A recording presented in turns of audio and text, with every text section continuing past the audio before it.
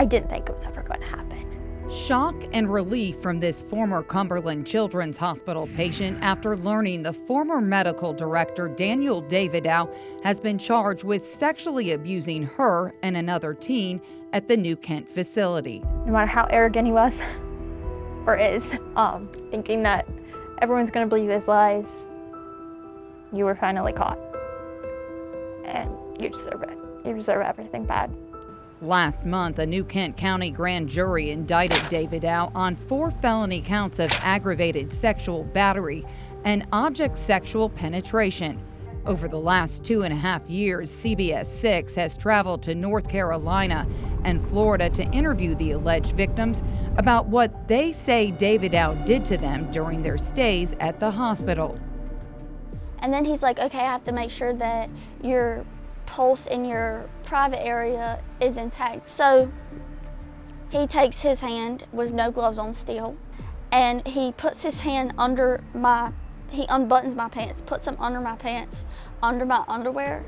And he had me slide down my pants, and then he grabbed my underwear actually and pulled them down. And I was obviously very tense because it's a very uncomfortable situation. And he was like, just relax, just relax. And he still did not have gloves on. Stuck his fingers inside of me, and he claimed that it was, he was checking pulses. Davidow was terminated in February 2020, shortly after a CBS 6 investigative report detailed some of the abuse claims against him. Since then, 47 former patients have filed suit against the hospital, seeking more than $388 million. Of those plaintiffs, 38 accused Davidow of sexual misconduct. There are dozens and dozens and dozens of victims, and it floors me that he still has his medical license. In an exclusive interview, CBS 6 spoke with retired Virginia State Police Senior Special Agent Marcy Clifton, the lead investigator in this case from when it began in October 2017 until she retired for medical reasons in March 2020. Clifton interviewed both accusers and dozens of other former patients. I've been working on this case for so long, and even though I'm retired from the state police, it's still, I think about it every day. And to hear that he was finally going to be, brought to justice it was very emotional. As it was for the alleged victim KJ, as she's named in the indictment. I remember just looking up, and there were tears in my eyes. During some exams, she claims Davidow would sexually assault her while she was heavily medicated on an antipsychotic drug. And I had just received a dose of Thorazine. So he was like, get up on the table and pull down your pants. And I was like, why? Why do I need to do that? I don't have any medical reason that you would need to be doing these, because this had been probably less than a week since my admission date that he was doing this again. And I remember I got up on the table and I could barely even move because I was, first of all, scared, but I didn't know how to express it, and I was very drugged and very out of it. Almost every child that I talked to was given Thorazine. Some of the interviews that I did would haunt me at night. Some of the more egregious, especially the ones where the children would talk about being on these high-powered drugs and sexual things were being done to them, and they felt paralyzed or trapped in their own body, and they couldn't cry out and they couldn't move.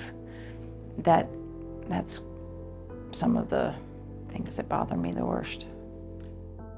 Under the Freedom of Information Act, CBS 6 obtained this Department of Health Professions complaint submitted by the Department of Behavioral Health and Developmental Services Chief Clinical Officer, Dr. Alexis Aplaska. In it, she mentions over 12 allegations of sexual and physical abuse against Davidow and the improper use of drugs like Thorazine. The Board of Medicine did not take any disciplinary action. Aplaska spoke to CBS 6 back in June. Most of these kids were administered Thorazine, which was discovered in 1950s.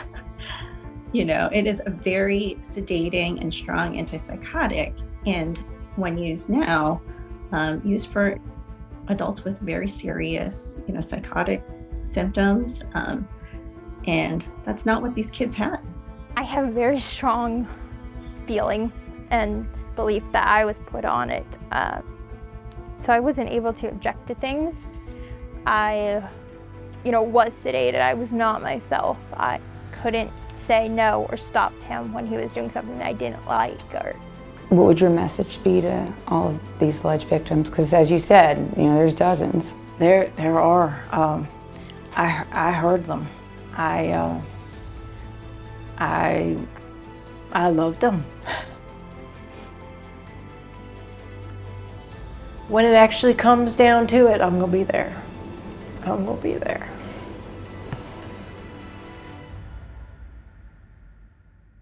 Investigators say the young woman identified as RH in this story was also victimized by former Cumberland psychotherapist Mickey Hardin.